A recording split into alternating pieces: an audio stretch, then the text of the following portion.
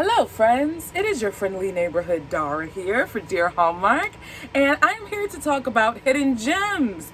It is the first Summer Nights movie that we are getting. It's kicking off the lineup for June, and it premiered Saturday, June 4.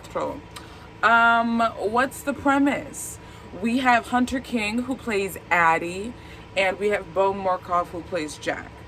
Addie is the backbone of her family. She always puts her life on hold to help her family. Without her, the family would self-destruct and would cease to exist, and they'll go into the Matrix. That's pretty much the vibe that we get. And so she runs a company with her sister, but it's really her sister's company called Dear Watson. It's a clothing company. Her sister's getting, oh, wait. How can I not give room to breathe for the Sherlock reference, though? Let's take a moment. Let me take a sip of this carrot, orange, and turmeric juice in honor of a Sherlock reference, shall we?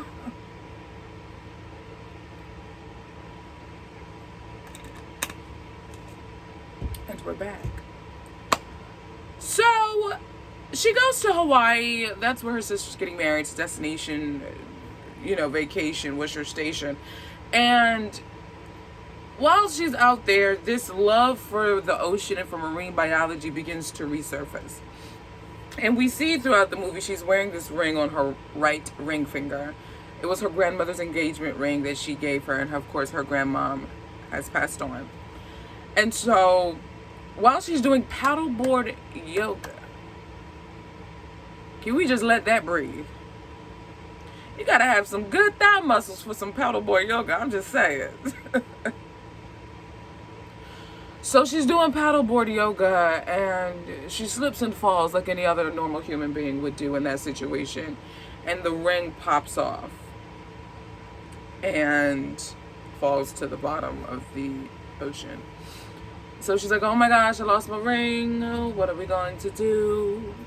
And the hotel enlists the help of their diver. Well, actually, it was his day off, but she gave his information away. His name is Jack. Enter Beau Mirchoff.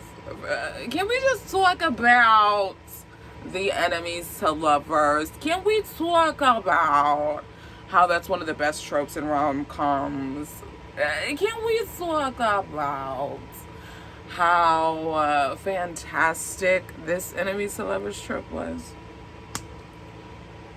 So, they clash immediately. He's like, friend, I don't know you from a can of Benjamin Moore. Get out my face. I'm on my day off. Scootaloo, Scooby-Doo, choo-choo train. And she's like, no, you're going to find my ring. And whatever, he ends up, they do things. They end up falling in love. Ta. 4 crowns. 4 crowns. Here's the thing, though. Because it's 4 crowns with an asterisk, and there's some footnotes. Let's get through these footnotes. Numero uno. I felt the weight of Addie carrying the family on her back, is in essence what she was doing. She's carrying the weight of her family and her sister's company on her back. This woman quit school and used her tuition money to help her sister get her company off the ground. I'm sorry. I love my sister. I genuinely got love in the wine cellar of my heart for my sister. But I'm going to school. I'm going to school. And we just going to have to pray, use some good old scriptures, and just believe God for the money. But this is why I'm not in the movie. This is why I didn't write it. So that part twisted my stomach. Numero dos.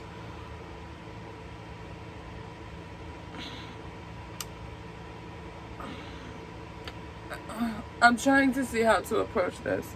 I'm gonna save that for last. Addie had cute outfits. Loved a lot of her outfits. She looked like AJ from Allie and AJ to me.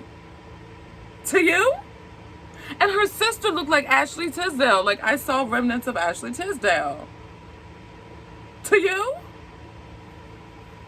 That's just me though. I enjoyed watching them fight. I enjoyed watching them do a verbal fencing match. It brought me joy. But even through the verbal sparring, it still left much to be desired of some type of feel and comfort that I get from Hallmark movies.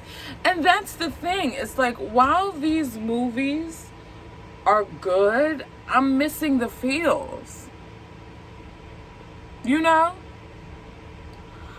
I'm missing the feels. And this is why I think I was talking with another Hallmark movie watcher. Like, this is why I have my Hallmark Movies Now subscription. It's so that I can go back in the days of old and get those feels.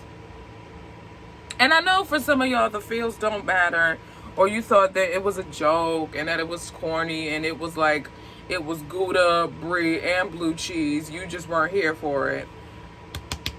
But your girl, that's how I got into Hallmark. I embraced my cheese. I embraced the bag of cheese curls that resides on the inside of me. I feel like we all have a bag of cheese curls. Whether it's the snack pack or the family size, or you're just a whole brand, you just got a whole cheese store, artisanal, on the inside of you. I feel like we all do, which is why we watch Hallmark movies in the first place. No, I digress. Okay, let's get to the meat, potatoes, string beans, and asparagus of this thing. The jerk who found the ring. I hate you. And I mean it. Oh no, I know hate's a strong word and I'm using it purposefully. This is a situation where I feel like that word is apropos. I hate him.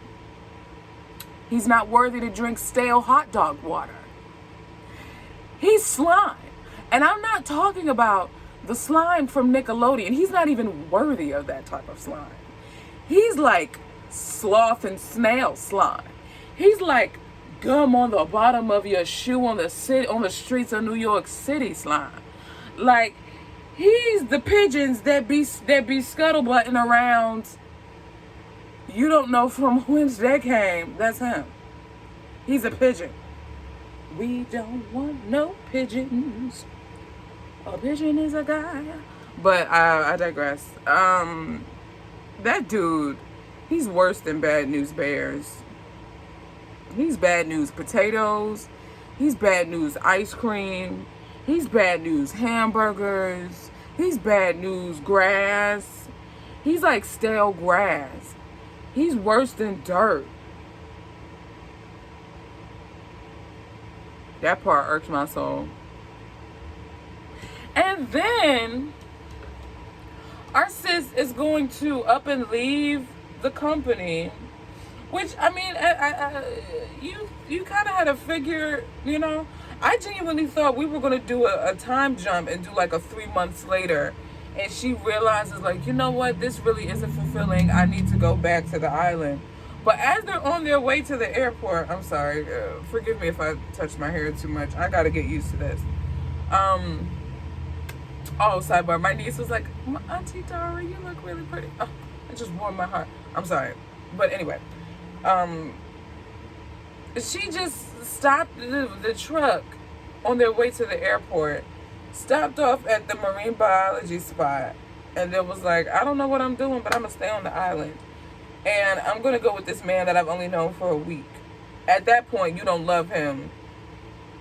You just got other type of feelings. You know, like, you know what I'm saying? Like, you don't love him, you like him. You're attracted to him. You think he's cute or whatever. You know? Like, you're what? You're what? And well, at that point, you would have known him for 3 months, because that's when they're going to sail around the world. So you're going to sail around the world with a dude you only known for 3 months. Sis,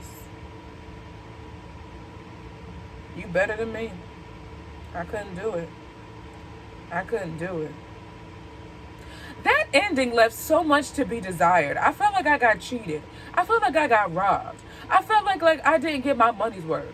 I I felt like I wanted some of my money back. You know what I'm saying? Like, I felt like they just kind of like, let's see what happens.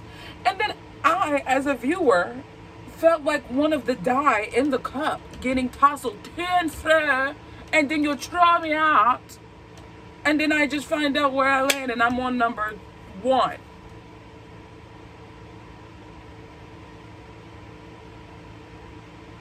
But I did like the part leading up. Oh my gosh, can we talk about the phone scene? Can we talk about when they were at the reception and he showed her that he got a phone? That was my favorite part. That part, and like her number being the first one in his phone and probably the only, or he probably has the hotel, who knows. And then the part when she jumps on his boat. I loved their meet cute. That was great. That gave me love on air energy. Love on the air. Love on the Air is quite possibly the best enemies to lovers movie that have come through from out of the Hallmark camp. And right holding silver is this movie.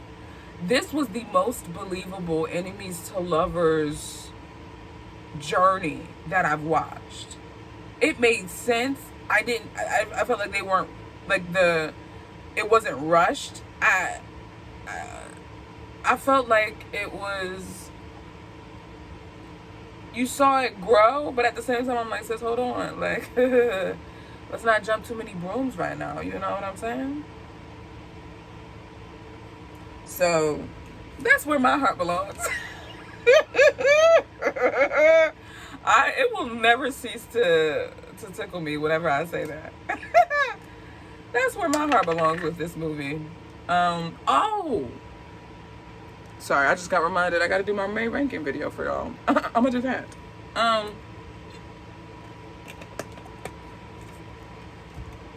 But yeah, let me know what you guys thought about this one. I was perusing through the IG streets and I saw that a lot of people liked it. So let me know what you thought. If you're not on Instagram and you didn't let me know already, did you like this one? Was it a strong start for Summer Nights? I think so. I do think we have some strong contenders coming up. Next week we have Caribbean, or this Saturday, we have Caribbean Summer, starring Heather Hemmings and Sir Darius. Oh, I forgot his last name. Is it Daniels? And then right after that, we have, I think it's Mariah's Lighthouse. And then right after is Rama Drama. Guys, I still have nothing to wear. Please pray for your sister. I mean, pray. I need the prayer warriors. I'm calling all prayer warriors. I need outfits. Listen, God cares about details. Don't be out here saying, oh, God don't care about. Yes, he does. Because I'm representing him. So if I'm just like, Lord, I really need something to wear, I strongly believe he'll put it on somebody's heart to direct me to a website where I can pick something up. One person already did, and I found some really cute stuff, but I need some other stuff. I got off on a rabbit trail. If you haven't got your tickets yet to Rama Drama, or you're even like, what the heck is Rama Drama? Rama Drama is a fantastic, romantic, dramatic fan experience. If you're a lover of GAC, Up TV, Hallmark, Lifetime, Netflix, and everything in between, then this is your jam, your jelly, and your Devonshire cream. You want to make sure you are in the building June 24th to the 26th. Where? West Palm Beach in Florida at the West Palm Beach Convention Center. And the party is going to kick off on, well, we actually just got notice that it's going to kick off on Thursday for the platinum ticket holders, but you didn't hear it from me. Make sure you get your tickets, because there's going to be karaoke with the stars. You're going to have a chance to act out a scene. Imagine acting out a scene with your man, Ryan Pavey. Imagine acting out a scene with your guy, Tyler Hines. Imagine acting out a scene with your guy, Trevor Donovan. Your dreams will come true on that Saturday night. Find yourself in the building. Go to romadroma.com and purchase your tickets. I don't know how I just switched accents like that, but needless to say, here I am. I'm going to be in the building. I'm going to be selling my books. I recently published a novella called Chasing Wind. And your girl's going to have a table selling books. And so I'll be there to sign, seal, and deliver. I hope to see you, hug you, scream at you, because I'm meeting you. And that's all I have to say. You let me know how you feel. What are your thoughts? Let's talk in the comments. Be sure to follow Dear Hallmark on Instagram, Facebook. Subscribe to the YouTube channel. Subscribe to the podcast, because there are other things on the podcast that you don't find here. For instance, Up TV Movies. Sometimes I elaborate on my thoughts and you don't get, because this is just my first impression. Y'all are getting like the y'all are getting, you know what I'm saying? This is how I feel off top. But then we got some time to marinate when I do the podcast. And I got to put on my WRTI Smooth Jazz Radio Philadelphia voice. You hear me? And so you want to make sure you subscribe to the podcast.